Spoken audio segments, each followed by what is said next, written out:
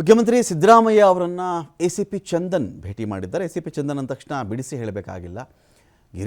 DCP Girish ಅವರು ACP Chandan ಅಂತ ಹೇಳಿದ್ರೆ ಸಾಕು. ರೇಣುಕಾಸ್ವಾಮಿ ಮರ್ಡರ್ ಕೇಸ್ನಲ್ಲಿ ಎನ್ಕ್ವೈರಿ ಮಾಡಿದಂಥವ್ರು ಇವರಿಬ್ಬರು ಕೂಡ. ಇದೇ ಎಸಿಪಿ ಚಂದನ್ ಮತ್ತು ಡಿಸಿಪಿ ಗಿರೀಶ್ ಅವರು ಎನ್ಕ್ವೈರಿ ಮಾಡ್ಕೊಂಡು ಬಂದಿದ್ದರು.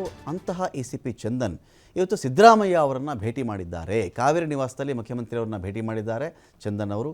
ನಟ ದರ್ಶನ್ ಕೇಸ್ ತನಿಖೆಯನ್ನು ಎಸಿಪಿ ಚಂದನ್ ಮಾಡ್ತಾ ಇದ್ದಾರೆ. ಏನಕ್ಕೆ ಭೇಟಿ ಮಾಡಿದ್ರು, ಏನು ವಿಚಾರ ಗೊತ್ತಿಲ್ಲ. ಸದ್ಯ ಜಾಮೀನಿನ ಮೇಲೆ ದರ್ಶನ್ ಚಿಕಿತ್ಸೆ ಪಡ್ಕೊಳ್ತಾ ಇರೋದು ಒಂದು ಕಡೆ, ಬೆನ್ನು ನೋವಿಂದ ನಟ ಒಂದು ಕಡೆ ಬಳಲ್ತಾ ಇರೋದು. ಇದರ ಮಧ್ಯದಲ್ಲಿ ಈ ಕೇಸ್ನ ತನಿಖೆ ಮಾಡಿದಂಥ ಅಧಿಕಾರಿ ಎಸಿಪಿ ಚಂದನ್ ಯಾಕೆ ಭೇಟಿ ಮಾಡಿದ್ರು ಅಂದರೆ ಇದು ಕಾಕತಾಳೀಯವಾಗೂ ಇರಬಹುದು, ನಮಗೆ ಎಕ್ಸಾಕ್ಟಾಗಿ ಗೊತ್ತಿಲ್ಲ. ಇದು ಕಾರಣ ಬೇಕಾದಷ್ಟು ವಿಷಯಗಳಿರಬಹುದು. ಇದು ಡಿಪಾರ್ಟ್ಮೆಂಟಿಗೆ ಸಂಬಂಧಪಟ್ಟಂತೆಯೇ ಇದೆಯಾ, ಬೇರೆ ವಿಚಾರ ಅಥವಾ ದರ್ಶನ್ ಕೇಸ್ಗೆ ಸಂಬಂಧಪಟ್ಟದ್ದ ಗೊತ್ತಿಲ್ಲ. ಆದರೆ ಈ ಭೇಟಿ ಮಾಡಿದಾಗ ಏನೋ ಇದೆ. ಈ ಕಡೆ ದರ್ಶನ್ ಕೂಡ ಬಿಡುಗಡೆ ಆಗಿಬಿಟ್ಟಿದ್ದಾರೆ, ಈ ಕಡೆ ಎಸಿಪಿ ಚಂದನ್ ಅಲ್ಲಿ ಹೋಗಿದ್ದಾರೆ ಅಂದಾಗ ಏನೋ ನಡೆದಿದೆ, ಇಲ್ಲಿ ಏನೋ ಮಾತುಕತೆ ಇದೆ ಅಂತ ಒಂದು ಅನುಮಾನ ಬರುತ್ತೆ.